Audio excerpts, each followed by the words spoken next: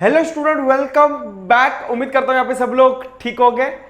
आज का जो सेशन होगा 4 मार्क कवर करने का होगा, मतलब 4-4 मार्क के जो लास्ट ईयर के पेपर्स जो आए हैं, मतलब लास्ट ईयर के क्वेश्चन जो पूछे हैं उसमें से मतलब वो क्या करेंगे अपन डिस्कस करेंगे। तो प्लीज बच्चे लोग वीडियो को एंड तक जरूर देखना। अगर वीडियो अच्छा लगेगा, डोंट वरी, अच्छा लगे तो प्लीज लाइक शेयर और सब्सक्राइब करना भूलना नहीं है।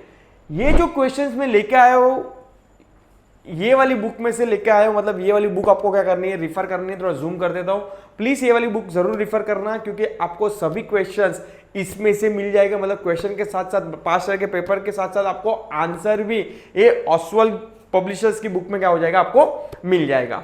So let's start the sessions and कुछ भी डाउट हो तो बिंदास कमेंट सेक्शन में लिखना।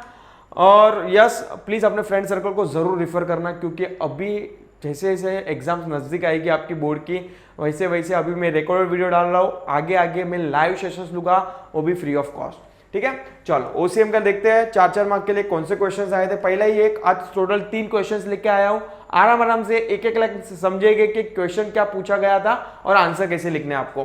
ठीक है, पहला क्वेश्चन आया था, there are many ways and means to consumer protection. मतलब सिंपल वे में बोल दिया कि भाई देर आर बहुत सारे वे हैं। ऑलरेडी डायरेक्ट क्वेश्चन ही पूछा है, मतलब जो आपकी बुक के अंदर है डायरेक्ट क्वेश्चन से आया है कि what are the way and means, मतलब कंज्यूमर प्रोटेक्शन के लिए कौन से रास्ते हैं।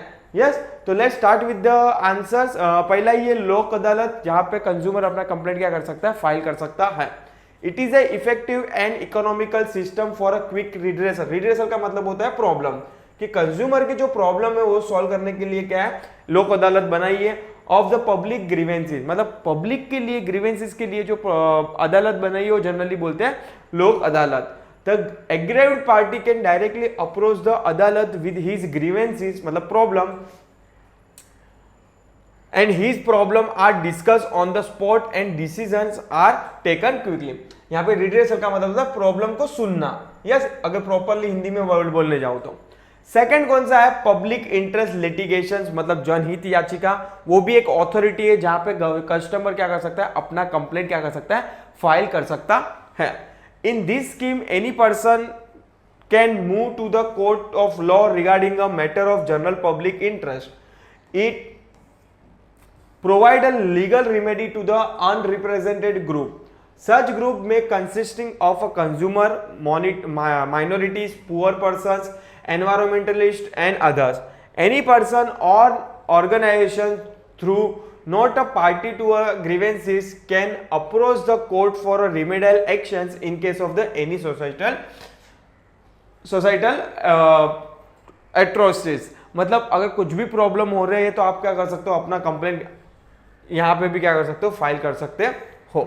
थर्ड है redressal forum and consumer protection councils, a judicial system made by the government to deal with the consumer grievances and dispute at a district level, state level और national level. Exam में बहुत बार ये तीनों का distinguish between भी आया गया है, और मैंने तुम लोग को, जैसे अभी मेरा जो सीरीज चल रहा है लास्ट ईयर के पेपर सॉल्विंग का, उसके अंदर भी अपन ने एक सेशंस लिया था जहां पे डिस्टिंग्विश बिटवीन का था। वहां पे अपन ने ये वाला डिस्टिंग्विश बिटवीन क्या था, पढ़ा भी था। Yes, under a consumer protection act, these are known as a district forum, state consumer dispute redressal commission, state commissions and national consumer dispute redressal commission at a national commission। any individual consumer and associations of the consumer can lodge मतलब file कर सकता है अपना complaint, a complaint with the district, state and national level forum depending on the value of goods and claim for the compensations। Next है जो authority है, awareness programme. नावडे आप लोग ने देखे, जैसे कि आप लोग ने ऐड देखा रहेगा, जागो ग्राहक जागो का ऐड, जहाँ पे गवर्नमेंट क्या करती है, अवेयरनेस प्रोग्राम अरेंज करते हैं, जहाँ पे एडवर्टाइजमेंट हो गई, मार्केटिंग हो गई, मतलब बहुत वे है, मीन्स है, जहाँ पे गवर्नमेंट क्या करती है, ऐसे टाइप के प्रोग्राम अरेंज करते हैं जहाँ पे कस्टमर को बोलते हैं कि आप जो भी प्रोडक्ट बाय कर रहे हो पहले वो प्रोडक्ट के बारे में क्या करिए, जानिए, उसके बाद ही क्या कीजिए, बाय कीजिए। To improve the level of awareness among the customer, the government of India has initiated various publicity measures। It regularly bring out the journals हो गए, brochures हो गए, booklet हो गया, और various posters displaying the rights and responsibility of the consumer। Redressal machineries etc। It observe world consumer right day on 15 March and national consumer day on 24 December. Exam के लिए बच्चे लोग ध्यान में रखना, बहुत बार इन लोग ने एग्जाम के लिए ऑब्जेक्टिव्स में पूछा गया है। मतलब अगर मैं बोलूं कि वर्ल्ड कंज्यूमर राइट्स डे कौन सा है 15 मार्च, और नेशनल कंज्यूमर राइट्स कौन से डे पे मनाया जाता है 24 दिसंबर को मनाया जाता है। नेक्स्ट जो 5th नंबर का रिड्रेसल फोरम है जो है कंज्यूमर वेलफेयर फंड। ऑफकोर्स ये फंड जनरली कंज्यूमर के सेटिस्फेक्शन के लिए, या तो कंज्यूमर के सेटिस्फेक्शन तो नहीं बोल सकता हूँ, कंज्यूमर के जो प्रॉब्लम्स है उसको सेटिस्फाई करना, वो उसको प्रॉब्लम को सॉल्व करना, इसके लिए एक फंड गवर्नमेंट जनरली क्रिएट करके रखता है। और बहुत सारी एनजीओज होती है वो लोग भी क्रिएट करके रखते हैं, जाके अगर कस्टमर के पास पैसा नहीं है केस लड़ने का तो उसमें से वो फंड में से क्या करते हैं जनरली यूटिलाइज करते हैं। They provide a financial assistance to the strengthen the voluntary consumer movement, particularly in a rural area. These funds are used for training and research in a consumer education, complaint handling, counseling and guidance mechanism, etc. Last है legislative measurement, मतलब कौन से ऐसे act हैं, कौन से ऐसे कानून है जहाँ पे कंज्यूमर को प्रोटेक्ट किया जा सकता है। A number of laws have been enacted in the India to safeguard the interest of the customers and protect them from the unscrupulous and unethical practice of the businessman. Some of the act are as a Sales of Goods Act है जो 1930 को आया था, Agriculture Product Marketing Act 1937 grading and packaging वाला था, industrial development and regulations act 1951 and prevention of food adulterations act 1954 और essential commodity act, बाद में the standard of weightage and measurement act है, monopolies and restrictive trade practice act है, prevention of black marketing and maintenance of the essential supplies act 1980 and bureau of India standard act 1986। मतलब ऐसे बहुत सारे law है जहां पे consumer के इंटरेस्ट को क्या करते हैं प्रोटेक्ट करके रखा है। सो पहला क्वेश्चन सिंपल आया था कि कौन से डायरेक्ट क्वेश्चन इन लोगों ने पूछा था, आपके बुक के अंदर भी देखोगे तो डायरेक्ट क्वेश्चन है कि कौन से ऐसे मोड है जहां पे कंज्यूमर एज अ कस्टमर अगर अपना कंप्लेंट फाइल करना चाहता है तो किधर किधर दरवाजा ओपन है वहां पे कंप्लेंट फाइल कर सकता है। तो आई होप तुम लोग को क्लियर है, कुछ भी डाउट हो तो 1 सेकंड कमेंट सेक्शन में डाल देना। नेक्स्ट जो है आपका principle of subrogation is applicable to all contract of indemnity. पहले तो यहाँ पे एक जो प्रिंसिपल ऑफ इंश्योरेंस करके आपका बहुत इंपॉर्टेंट क्वेश्चन है आपके बोर्ड एग्जाम को लेके, अगर अभी भी मैं बात करूं 2025 में भी आने की उम्मीद मेरे हिसाब से मैक्सिमम है, मतलब 100% है ही। भले लास्ट जितनी भी बार पूछ रहे हैं पर वो मोस्ट फेवरेबल क्वेश्चन होता है एवरी एग्जामिनर के पॉइंट ऑफ व्यू से, जो वो अलग अलग वे में क्या करते हैं जनरली पूछते हैं। वेदर डायरेक्ट क्वेश्चन आ गया कि what you mean by insurance and what please explain the principle of insurance, या तो उन लोग शॉर्ट नोट में पूछ लेते दो प्रिंसिपल को क्लब करके कि प्रिंसिपल ऑफ इंडेमनिटी और principle of utmost good faith होता क्या है, या तो ऐसे डायरेक्ट कमेंट के फॉर्म में लोग पूछते हैं जहां पे इन लोग ने टारगेट किया प्रिंसिपल ऑफ सबरोगेशन, जो आपका आई थिंक जो फोर्थ वाला प्रिंसिपल है, जितना मुझे रिमेंबर है फोर्थ वाला प्रिंसिपल यही है, प्रिंसिपल ऑफ सबरोगेशन। अभी प्रिंसिपल ऑफ सबरोगेशन बोलता क्या, प्रिंसिपल ऑफ सबरोगेशन ये क्लियरली बोलता है कि अगर सपोज की फॉर एग्जाम्पल आपकी गाड़ी चोरी हो जाती है, वही एग्जाम्पल आपकी बुक में जो दिए वही मैं एक्सप्लेन कर रहा हूं। वहां पे क्या हुआ था, मिस्टर एक्स की 2 व्हीलर क्या हो गई थी, चोरी हो गई थी। अगर गाड़ी चोरी हो जाती है तो ऑफकोर्स आप इंश्योरेंस के पास जाओगे, भाई मेरी गाड़ी चोरी हो गई, मेरे इंश्योरेंस का जो भी कंपनसेशन है मुझे दे दो। इंश्योरेंस कंपनी ऐसे तो नहीं दे देगी, पहले इंक्वायरी करेगी, आपने पुलिस कंप्लेंट फाइल किया है कि नहीं किया है तो उसकी एफआईआर कॉपी भी लगेगी, तो ये सब चीजें लगेगा। उसके बाद डॉक्यूमेंटेशन फॉर्मेलिटीज फाइंड आउट करने के बाद 2-3 महीना उन लोग भी ढूंढेंगे, अगर नहीं मिला तो इंश्योरेंस कंपनी क्या करेगी, उसका जो भी पे आउट बनता है उसको क्या कर देगी, पे कर देगी।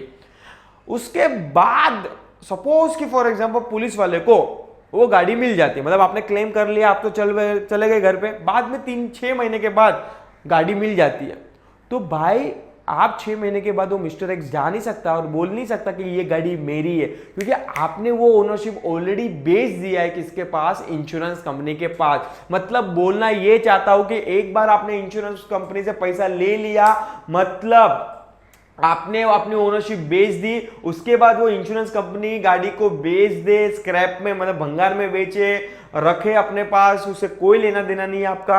अगर आपको वो गाड़ी चाहिए, फॉर एग्जांपल मेरे पापा की यादगारी थी, मुझे वो गाड़ी चाहिए वापस, तो आपको वो इंश्योरेंस कंपनी के साथ सेटलमेंट करना पड़ेगा और वो इंश्योरेंस कंपनी का जो क्लेम आपने लिया है वो देना पड़ेगा। बॉटम ऑफ द लाइन में ये बोलना चाहता हूं कि आपको दोनों जगह लड्डू नहीं मिल सकता, आपको आइदर गाड़ी मिल सकती है या तो फिर पैसा। Getting my point? ये बोलता है प्रिंसिपल ऑफ सब्रोगेशन। मतलब एक बार आपने क्लेम कर लिया, आपको अब इंश्योरेंस कंपनी ने पैसा दे दिया, मतलब उसकी राइट्स, उसकी ओनरशिप ऑटोमेटिकली इंश्योरेंस कंपनी के पास चला जाता है। सर क्या समझा है आपने? ठीक है, चलो let's start with answer. Applicable to all contract of indemnity, this principle is only applicable when the damage property has any value after the event causing the damage. After the insured is compensated for the loss due to the damage of the property insured, then right of ownership of such property pass on to the insurer. Pass on to the insurer, मतलब insurance के पास अगर उसका damage मतलब उसका compensation अगर आपको claim मिल जाता है तो वो इंश्योरेंस की ओनरशिप किसके पास चली जाती है? इंश्योरेंस कंपनी के पास चली जाती है। To make up for the compensation paid, your insurer can claim the insured right over that third party. You surrender your right over the third party to the insurer. This transfer of all the rights and remedies from the insured to the insurer is called as a subrogation. मतलब आपने अपनी क्या कर दिया, rights आपके अपने ownership क्या कर दिया, बेच दिया है, उसको आप क्या बोलते हो? सब्रोगेशन बोलते हो। ठीक है, तो ये क्वेश्चन नंबर 2 था आज का सेशंस का। क्वेश्चन नंबर 3 देखो, ये सब क्वेश्चन में तुम लोग को जो सॉल्व करा हूं ना बच्चे लोग, ये पास्ट ईयर के पेपर के क्वेश्चन से, मतलब ये कहा ना कहा 22, 23, 24 में किधर ना किधर ये क्वेश्चंस क्या हुआ है। आई थिंक सो ये वाला क्वेश्चन मैंने उठाया 2022 के पेपर्स में से है। तो प्लीज बच्चे लोग वीडियो को एंड तक जरूर देखना, और अगर वीडियो को लाइक नहीं किया है तो भाई माता रानी बहुत पाप करेगी आपको। प्लीज वीडियो को क्या कर लीजिए, लाइक कर लीजिए और शेयर कर लीजिए, और सबसे इंपॉर्टेंट चीज है सब्सक्राइब कर लीजिए। प्लीज बच्चे लोग हाथ जोड़ के रिक्वेस्ट है, सब्सक्राइब कर दीजिए, हिरेन सर को सपोर्ट कीजिए। ठीक है, तो let's start with question number 3। Marketing is a significant to the consumer. भाई ऑफ कोर्स ये मार्केटिंग का क्वेश्चन आ गया था उसका, मतलब आपके मार्केटिंग के, देखो इन लोग ने भी क्या किया, मार्केटिंग का डायरेक्ट क्वेश्चन नहीं पूछा, इन लोग ने मार्केटिंग के जो इंपॉर्टेंस है 3 फॉर्म में आपके इंपॉर्टेंस को क्या किया, ट्रायंगल में आपको चार्ट जो ड्रॉ किया आपने, जैसे चैप्टर नंबर 8 देखोगे उसमें क्या क्या इंपॉर्टेंस है टूवर्ड्स द, आई थिंक जो सोसाइटी है, टूवर्ड्स द प्रोड्यूसर है और टूवर्ड्स द कंज्यूमर है। तो इन लोग ने इनडायरेक्टली एक ही पार्ट पूछा, पर वो कमेंट के सेक्शन में पूछा कि भाई मार्केटिंग क्या इंपॉर्टेंट, सिग्निफिकेंट का मतलब होता है इंपॉर्टेंट, कैसे इंपॉर्टेंट है कस्टमर को। तो ऑफकोर्स मार्केटिंग करोगे तो क्या होगा, कस्टमर को मालूम गिरे भाई कौन सा गुड्स, आज अपने को घर बैठे आईफोन 16 लॉन्च कैसे होने वाला, कैसे मालूम गिरता, because of the marketing. Getting my point? आज सभी चीजें क्या कर रहे थे वो लोग सोशल मीडिया पे डाल देते हैं, वेदर इट्स प्राइस हो, फीचर्स हो, यूट्यूब पे सब चीजें क्या कर देते हैं, डाल देते हैं, ताकि घर बैठे कस्टमर क्या कर सकता है, देख सकता है मोबाइल और ऑर्डर कर सकता है। तो this are the benefit of the marketing. चलो, promote the product awareness, of course product के बारे में अवेयरनेस करता है कि भाई ये प्रोडक्ट आपको मिल रहा है, ये प्राइस में मिल रहा है, ताकि कस्टमर के साथ कोई चीटिंग ना हो। Marketing is used to promote the product and services among the customer. It helps the consumer to compare the product, the features, price, availability etcetera, so that they can make rational choice. Suppose कि for example last to last month कोई सोचता है कि भाई मुझे iPhone 15 लेना है, अगर सपोज कि फॉर एग्जाम्पल उस टाइम पे न्यूज़ नहीं आती कि आईफोन 16 लॉन्च नहीं होने वाला, तो कहा ना का वो प्रोडक्ट ले लेता। पर यहाँ पे अगर सपोज कि न्यूज़ आ गई, मतलब मार्केटिंग कर लिया आईफोन वाले ने, ताकि वो क्या कर सकता है, रेशनल डिसीजन ले सकता है कि भाई अगर सेम अमाउंट डाल रहा हो तो मैं लेटेस्ट मोबाइल ही क्यों ना लूँ। सभी लोग यही सोचते हैं। यस, चलो सेकेंड बेनिफिट क्या होगा अगर मार्केटिंग करोगे, तो कस्टमर को, अपन को किसके एंगल से सोचना है, कस्टमर के एंगल से सोचना है। सेकेंड है आपका प्रोवाइड अ क्वालिटी प्रोडक्ट। आज सभी लोग क्वालिटी मतलब अपना बेस्ट देना चाहता है, क्योंकि इतनी सारी कंपटीशन है बॉस। आप इतनी कंपटीशन में अगर आपको चलना है आगे, तो आपको क्या देना पड़ेगा, क्वालिटी देना पड़ेगा। आज का कस्टमर देखो क्या सोचता है, आज का कस्टमर ये सोचता है कि तो 2 रुपए ज्यादा ले, पर मुझे क्वालिटी में कोई कॉम्प्रोमाइज नहीं चाहिए। पहले ऐसे नहीं था, बिकॉज पहले पैसे नहीं थे, अभी सबके पास पैसे बहुत है, उन लोग सोचते हैं कि हम लोग इतना पैसा दे रहे हैं तो हम लोग क्वालिटी में कॉम्प्रोमाइज नहीं करेगा। अगर आप क्वालिटी में कॉम्प्रोमाइज नहीं करोगे तो ऑफकोर्स आपका प्रोडक्ट चलने वाला ही है। Consumer are getting a easy access to the information about the product and service available in the market. It create a moral pressures on the business to provide a quality goods to the customer. Next बोलता है provide a variety of product. Of course marketing के कारण क्या हो जाता है कि सभी उसके बाद बहुत सारे ऑप्शंस हो जाते हैं, मतलब मोबाइल के अंदर भी कितनी सारी ब्रांड है, गेटिंग माय पॉइंट। तो उसके पास क्या हो जाता है, कहाँ ना वो इन्फॉर्मेशन मार्केटिंग के थ्रू मिलता है और उसके पास वेराइटी ऑफ प्रोडक्ट क्या होता है वो मिल जाता है। Marketing create awareness among the customer or consumers about the product. Businessmen need to provide a variety of goods to cater to the needs of the different market segment of the customer. Variety may be changed according to the price, size, quality of the product. Next है help in selections. Of course marketing आपको help करता है। Marketing कैसे help करता है, आपको उसके features बताता है कि अगर आपको ये इतने अमाउंट में चाहिए, ये ब्रांड में चाहिए, तो उसमें भी 2 ऑप्शंस हैं। तो वो फीचर्स के कारण, मार्केटिंग के कारण क्या हो सकता है कि उसके रीजन से खाना का कस्टमर क्या करता है, सिलेक्ट कर सकता है कि भाई मेरे क्यों सिलेक्ट कभी कर सकता है जब भी आपके पास ऑप्शंस है। फर्स्ट ऑफ ऑल तो ये क्लियर है। तो ऑप्शन तो ऑफकोर्स मार्केटिंग भाई आज का पूरा कोई भी बिजनेस में ये नहीं बोल सकता कि मोनोपोली का है। सभी बिजनेस में क्या है, चॉइस अवेलेबल है कस्टमर के पास और उसके पास क्या है, ऑप्शंस भी अवेलेबल है। मतलब वो इजीली क्या कर सकता है, सिलेक्ट कर सकता है। और मार्केटिंग के थ्रू आप अपना प्रोडक्ट कोई अपना प्रोडक्ट खराब थोड़ी दिखाएगा, सब अपना प्रोडक्ट क्या करेंगे, बेस्ट ही दिखाएगा, मतलब 2 फीचर्स और एडिशन करके दिखाएगा। समझ में आने पर हाँ, आज का कस्टमर बहुत स्मार्ट हो गया है, वो सभी फीचर्स क्या करता है, जो आपने बोला है, जो आपने लिखा है, उसको क्या करता है, कैलकुलेट करता है। Marketing helps the customer to choose the best product and services from the different options available. Next है सबसे इंपॉर्टेंट चीज, कस्टमर सेटिस्फेक्शन। ये बहुत ज्यादा जरूरी है।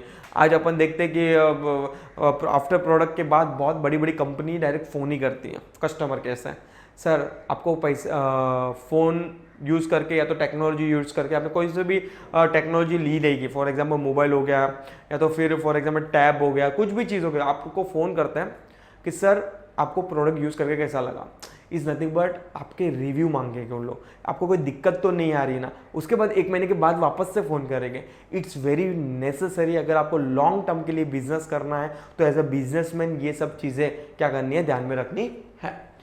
तो द फर्स्ट एंड फॉरमोस्ट जो objective of the any sound marketing policy is to satisfy the advertisement या तो advertising assurance of the good quality product to the customer. पर आज देखने जाते तो बहुत सारी एडवर्टाइजिंग अपन देखते हैं कि जहाँ पे दिखता है वैसा होता नहीं है। मतलब हम बोलते हैं ना कि फेयर एंड लवली, जस्ट मेरा एग्जाम्पल के लिए ट्रीट करना, यहाँ पे कोई इंटेंशन ये नहीं मेरा। फेयर एंड लवली बोलता है कि 7 दिन में गोरापन पाऊँ, it's not practically possible boss. समझ में आ रहा है कि नहीं मैं वीडियो क्या बोल रहा हूँ। तो 7 दिन में गोरापन कैसे बाइक पर, उन लोग क्या करते हैं, ऐसी इफेक्टिव एडवर्टाइजिंग रखनी पड़ेगी ताकि कस्टमर क्या करे, बाय करे। आज देखते हैं कि बहुत सारी एडवर्टाइजिंग ऐसी होती है जो 90% दिखता है अपने को फ्रॉड है, तो भी अपन क्या कर लेते हैं, बाय कर लेते हैं। तो ये सब चीज़ें चल रही है यस। तो ये सब चीज़ें कस्टमर को अट्रैक्ट करने के लिए जनरली होता है। तो marketing leads to the customer satisfaction through a honest advertisement और advertising assurance of the quality product and availability of the innovation product. Thus, marketing take every effort to satisfy the customer.